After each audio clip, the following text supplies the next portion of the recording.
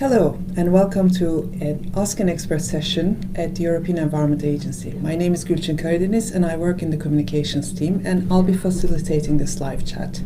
Today we are going to talk about Copernicus, not the scientist, but European Union's Earth Observation Program. And I'm actually joined by two colleagues here, Joanna and Tobias. Could you just say a few words about what you do at the European Environment Agency? Joanna, maybe we'll start with you. Yeah, thank you. So my name is Joanna Balassis-Levinsen. I am the user uptake person of the Copernicus team here, and my job is basically to bridge the gap between technical people like Tobias and then the users on the other side, so that we make sure that what Tobias and other colleagues are doing corresponds to the needs and the requirements of the users out there. We'll talk a lot about users, so we'll come to that. But what about you, Tobias?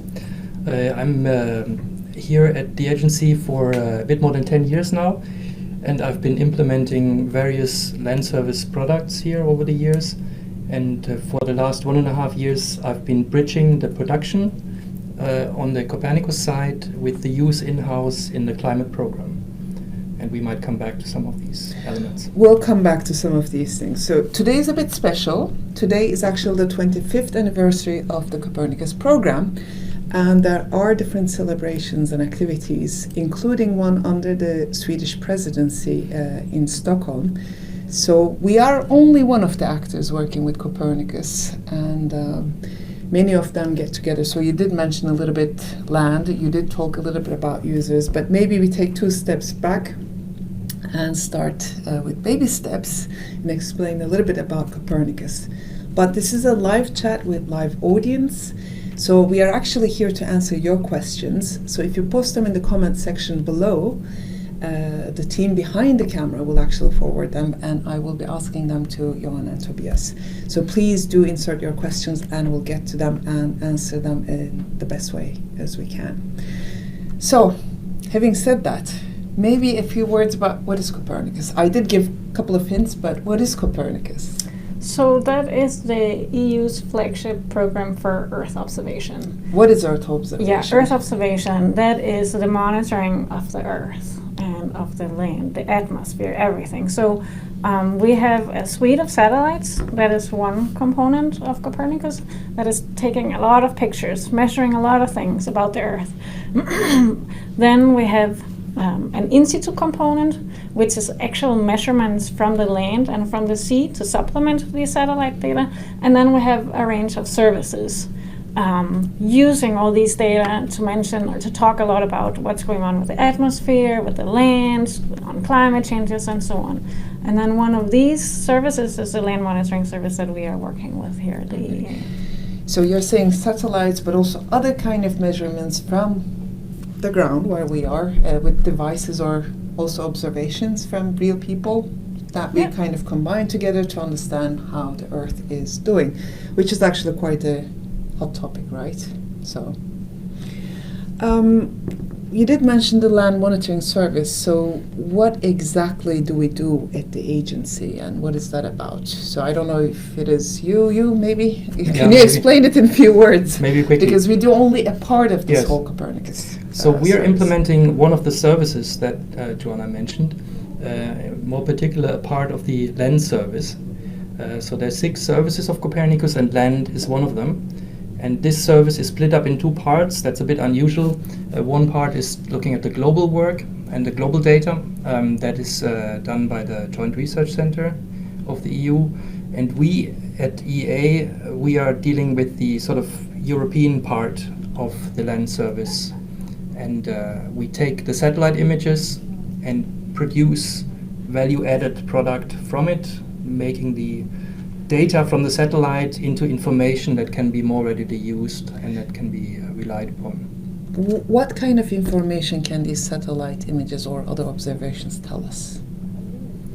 Well, that ranges from very basic biophysical parameters that are needed for modeling purposes, vegetation indices, for example, and it goes to very specific, detailed mapping of urban areas or riparian zones along rivers or coastal zones.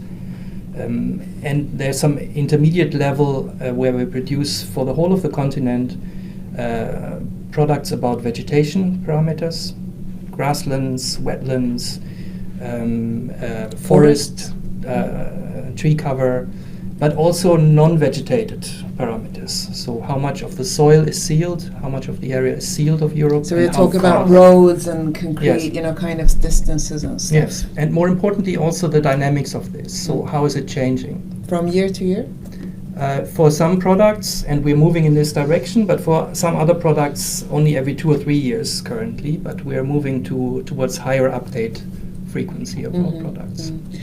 So how often do these satellites kind of send this kind of imagery, and is it every day that we get this information? How do we process this information and the data? So these satellites are acquiring all the time, and for the sensors we're using here, mostly we're getting several images every week, everywhere, and then we're using them to derive a range of products depending on the application, like what he was just talking about. And then, as you mentioned, the frequency with which we do this varies depending on the product. We have some near real-time products that are published within hours after a new image was taken, and we have some products that are updated every 6 years. But some of the things that really characterize the Copernicus program and then all the services in general is the fact that we are developing fully free and open data, so everyone can take this data and use it for whatever application. And then the fact that we're trying to take in user needs so that we can build something that is used out there and that meets the needs and can then stimulate growth out there in the society. I think you're touching a very, very important point. Actually, this is not just about our purposes, but this data in its immensity and complexity, but also relevance, is available to all sorts of people. So it's free of charge, it's available for those that might want to, in terms of like research, or some of the local authorities that want to use it, because from what I understand is we are looking at how our landscapes are changing. And we have quite varied frequency. You said near real time. So what kind of information is that, and what kind of information do we collect every 6 years? So near real time, that's some of these essential products like on snow and ice, where someone might need to know something about snow and ice cover, for instance, for planning field campaigns, or if something is changing in an inhabited area, you might want to know about this change so that you can plan accordingly and hopefully avoid some damage, or to try and reduce. Can we find out about, for example, avalanche risk with this kind of information? I'm not sure if we do that. Avalanche risk. Sorry for this kind of thing. No, probably someone looking into this could use the Snow and Ice service as one of the input data sets to answer this question. So maybe just to say one thing, a lot of our products are relatively multi-purpose and would not necessarily in themselves already fully answer all your detailed questions, but they can usually be used as part of a suite of products and methods that you would put them as part of the puzzle, so to say.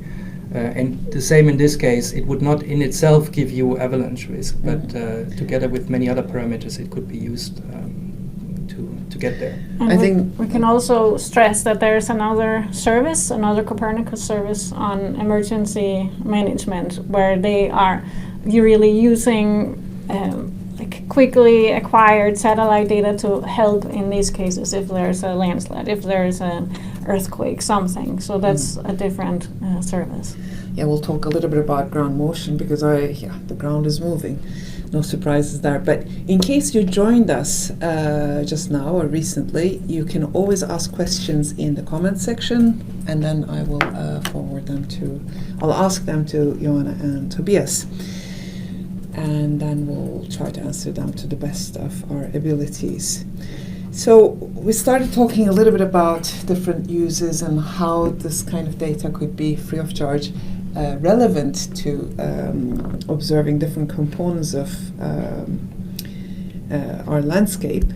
So one of the things that we do is, just to kind of give an example, is ground motion. Of course, as I said, the ground is moving, but what do we know? How do we know? What is the issue here? Yeah, so we have a satellite that's flying all over us all the time and taking pictures. And then when we stick together this pack of a lot of images, then we can estimate how much the land is moving up and down and horizontally from east to west. And this we can use to understand how much infrastructure is moving, buildings, bridges, dams, railways, highways, and that is important if you're doing climate change, for instance, climate change adaptation. Then if you want to build a dike close to the sea and you know the sea is rising, then you also need to know whether the land is sinking, because then you might get flooded before you know it. And then if you need to build something there, then maybe if it's a dike, it should be 10 centimeters higher to be able to still keep out the water from flooding the area. And so we can use these data, as Tobias said, together with others, like what is the sea level rise, how much water is coming from above, and so on, to get this data-based decision-making tool. So we can use actual observations to make our decisions in a better way. And this can help saving resources in the end, because hopefully we can avoid that this area is flooded both today but also in 100 years from now, because infrastructure typically needs to last for at least 100 years. Yeah, and we like also need bridges to, or yeah. other kind of, Yeah. Yeah, very true. Another one is actually on, you did mention a little bit about soil sealing and urban, etc. What does that one tell us? So we worked on a product, at least I know, on urban atlas and so on. Yeah. But what are we looking at? Now that's a very important dimension. Many countries have the aim to, not constantly build infrastructure to the extent that their land area is more and more built up. So at some stage, many countries aim for a neutral setup where they're not sealing more than they have already, or they're de-sealing, so to say. So it is very important for countries to keep an eye on this. Just one example why it's important. We are in the middle of Copenhagen. It's a warm day. What we have here is what is called an urban heat island effect that is partly caused by all the concrete and asphalt that is sealing this place. And if you have a lot of green in your city, then you have less of a problem with this. And with that data, we can keep a very close eye on the whole of Europe, how much additional sealing is coming every third year currently, and where exactly is that happening. But it's also important for scientific applications. If you want to model urban climate, it's important where the houses are and actually also how high they are and so on. Because we can actually kind of see the height of the building, so it's not just that this is covered by... Yes, and you get cool air coming in along a depression into the city, and if you build a big house middle of that fresh air corridor, then you are increasing your heat island effect. So that's an important data set, but we also will get new satellites that allow us a much closer look at the surface temperature directly, that can be used in the future in combination with that data. We'll talk a little bit about green spaces and stuff, but I can see that we started getting some questions, not necessarily questions that I would ask, but maybe there's a question from Sandeep about information on the environmental damage of war causes, etc. This is not something that I think Copernicus does tell us, at least not the work that we do here. So it's not within our mandate. And also I think environmental damage could be more extended with pollution, etc., etc. So this is not necessarily Earth observation. Antonin is asking about lobbying in the EEA. The European Environment Agency is a knowledge institution. In that sense, we do not grant permits, authorizations, etc. We are an European Union agency, and we work with our member countries and collect data that comes from them. And we try to make this information, like the Copernicus data, free of charge and available to everybody's use. So in that sense, there's not that kind of reason to lobby the EEA as such, because we are not working closely with, let's say, like some other agencies. Like we're not an executive agency that has a policing function. Exactly, we don't. So we are a knowledge institution, and we do make our knowledge as available as it can be. There's another question from Buzur Meir. What is the reason of available all datasets on Google Earth Engine? And actually it's talking about global land cover layers and dataset availability. So as you did mention, we don't work on the global component, but there is, how far does our data go back, and what was the initial frequency of this kind of data updates? It depends a bit on the data set. So some of our data sets, we have one Korean land cover that goes back to 1990.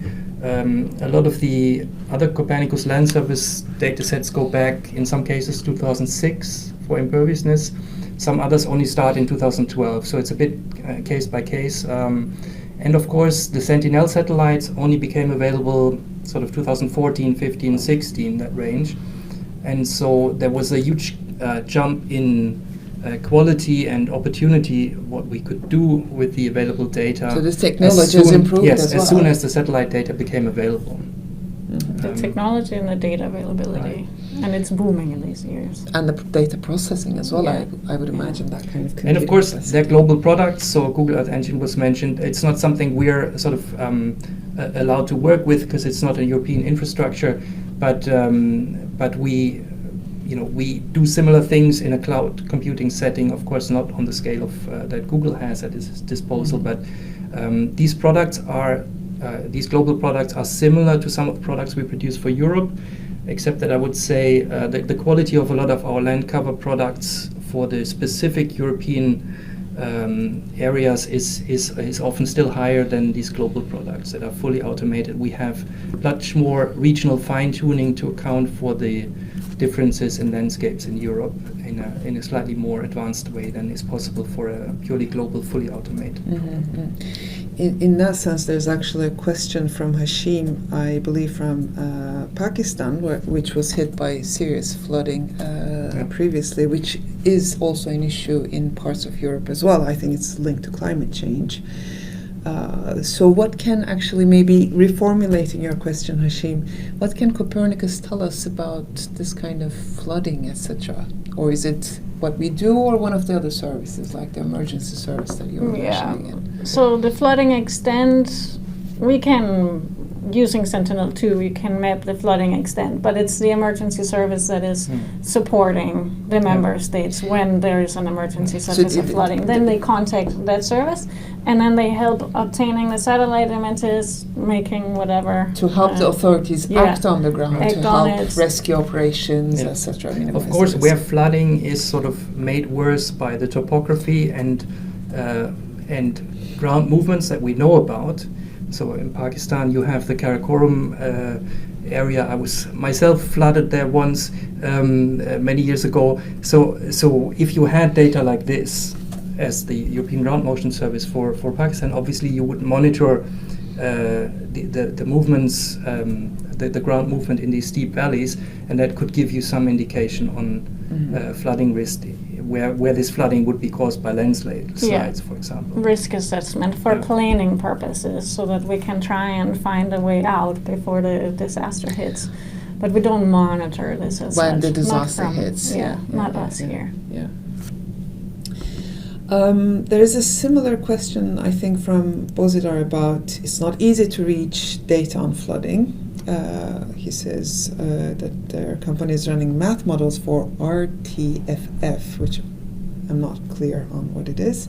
Can you make it easier and more accessible when they're needed by skipping formal requests? I think this is, again, besides our mandate, but it does touch upon this whole user requirements, how users can actually access the data. Maybe you can give a quick overview of...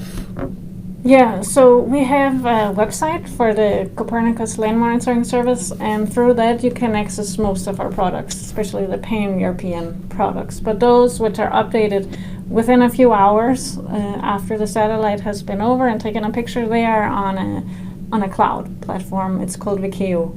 And it's massive data, right? It's not something that I can just go and download and make sense. Yeah, right? These are based on so-called high-resolution images, so with a resolution of just a few meters, and so the data volumes are increasingly big, especially when they're updated so frequently compared to other data sets, and so then we need to move to the cloud. And we're doing that in general because everything is moving towards higher spatial resolution, so we can see more and faster image acquisitions. And make sense out of it. Maybe to add one thing, just to clarify something from the very beginning, the free and open data applies both for the satellite data that can be directly used, and so a lot of the products we produce in the service could also be produced in theory by the user themselves, but it saves them time and money that we provide those also free and open for them.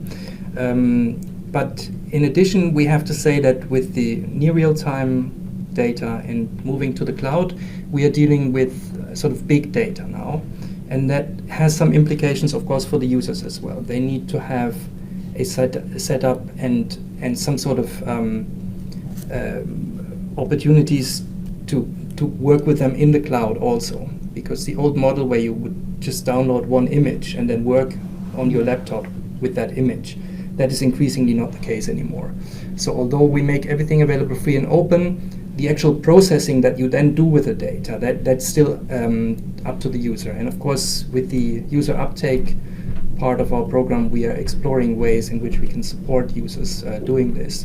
But just to mention, it is also a little bit more challenge to work with that big data. I can imagine, but I guess for research institutes or companies that have this kind of setup, they could use the raw data as it comes in. I mean, that's also what I hear from your explanation. Other questions that come in. So we have a few more minutes. So if you do have questions, please post them in there. Do we have any products supporting agriculture? And we do. I think we do. So what have you got? Yes, so agriculture is a wide field. We have a new suite of crop products coming up. They're for the first time part of our vegetation products. So that will give a basic crop type mapping that is also relatively frequently updated. We will have all the details on the link to our portal. And we also have very detailed information on vegetation phenology. So that is the development through the vegetation season. So when springs, when flowers start blossoming. Yes, when the seasons start, the vegetation season, how long it is, and that is sort of gives a very typical profile for certain plants, and that's also something we use for our vegetation mapping itself. But that gives a very interesting additional component to people working with agriculture, because that information is also partly available very, very close to near real time. If we have a drought situation like right now in parts of Denmark, that will be visible in the phenology data that is frequently updated and can be used. Yeah. I want to take all the questions, as many as we can, before we close the session, so I'm going ahead with it. Jeff is asking, with the expansion of high cadence Earth observation from commercial operators, are there any plans to increase the update frequency of some products? So I think we do have a user online as well following this thing. So what determines the frequency of these products? So I would say a lot of the products that we have, the update frequency also needs to make sense thematically. So some phenomena that changes very slowly, like soil sealing, there's no need to update this hourly or even weekly or monthly, while other products that, refer to phenomena that are very dynamically changing, like flooding, for example, or vegetation, also through the season. So there it is much more important and even meaningful. So for some products, it wouldn't even be meaningful to just increase the update frequency. I don't think in many cases the satellite data availability is the main bottleneck that we have. The bottleneck that we have a little bit is the very high resolution end of the satellite data, where we don't have a sentinel, but where ESA is buying additional contributing mission data for the very high resolution optical data. But in general, the satellite data availability is not in most cases the bottleneck, I would say. For So technically, I mean, if you're an expert user, you could still take that raw data that comes in the cloud and process it yourself, which means that we don't need to. Am I interpreting? So that? at the same time, then you also need to weigh it up against how much are you improving a potential error estimate from updating more frequently? Because if the product is not really getting better, maybe you don't need actually to update it more frequently. And then at the same time, as a public institution, it's also important for us to stimulate the use of the products out there. So maybe we can have the update frequency in some cases, but we shouldn't do it because it should be someone else out there. That's what I was saying. That so technically they could actually download the data and extract and also play around with it and get the message that they want, right? The beauty of the Sentinel satellites is that many of those that we are using are flying in a tandem, so with two satellites at the same time. Unfortunately, one of the Sentinel-1 satellites is currently out of dead, and they're trying to speed up the launch of the replacement satellite. But unlike past satellite systems, we are operating often with two satellites, which shortens the revisit time of any spot on the ground that is covered, and which is already sort of an unprecedented situation as compared to the whole history of satellite remote sensing, which goes back to the early 70s. I mean, it's still impressive that we can actually get to see so much and understand so much just from those images. But you did say that it was not the whole picture. There were also other devices and observations from on the ground. I really want to stress this, sorry, 1 second, because it's very important to not to claim that we are sort of replacing these in situ measurements. This is all a synergistic process where we are complementing and increasing the usefulness, but in combination with the in situ data. And in fact, we need this both for calibrating the satellites themselves and for our production urgently. So this is not a case of satellite images replacing people on the ground. It's increasingly a combination. Yeah, so there's somebody that would actually say that this is a small woodland and kind of wooded area. Well, that would be easy to map from the satellite, but they would maybe measure the breast height circumference of the tree and give us an indication of the biomass, the standing biomass on that plot. And that is the information we don't easily, or they can map the species composition of that woodland, which we can't easily map from the satellite images that we are using currently. Yeah. That's impressive, but yes. We've got only a few minutes left, so there was another question about your favorite products that we produce. So what is your favorite? For me, it's the European Ground Motion Service, which is this product about how the land is moving, because it's a product that we build from below, so to speak, by joining forces. A lot of member states, that was from before I joined this agency, I was in a governmental agency, and we approached the EU and said, we as users have a need for this product because it can be used for so many different applications. And then now it's here.